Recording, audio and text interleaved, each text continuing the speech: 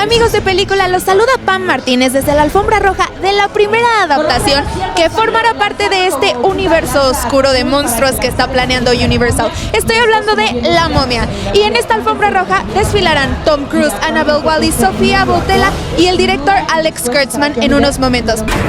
Welcome to a new world of gods and monsters.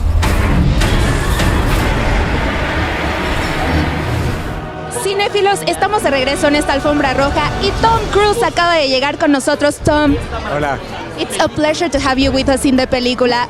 We're very excited to have you with us. Very excited to be here. Thanks. And let me tell you something. I think this movie kickstarts the Dark Universe with a very interesting premise, that there's a difference between pure evil and monsters. Which do you think is the difference between those two? Well, I think, the Mummies is really a tragic character.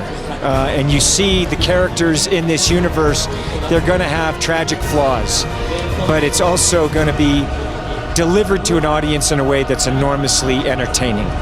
So yes, there's drama, but also there's going to be real wit and comedy and big adventure in these movies. What the hell?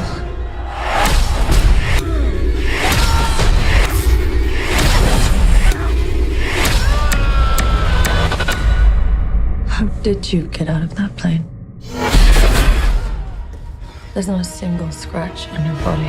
And Tom, do you remember which was the monster that scared you the most when you were a little kid? And what did you tell yourself to not be so scared? See, as a kid, I like to be scared. I was that kind of kid, I like to be scared. I don't know. I don't understand it. But I think, everyone thinks I've been just started my action when I started making movies, but I used to do crazy things as a kid with action. I like the feeling of these movies. The first time I saw the Boris Karloff Mummy, black and white, when I was 6 years old, it was terrifying, and I enjoyed that. It just set my imagination just on fire. I couldn't, I loved it. You are alive because you were cursed. Cursed?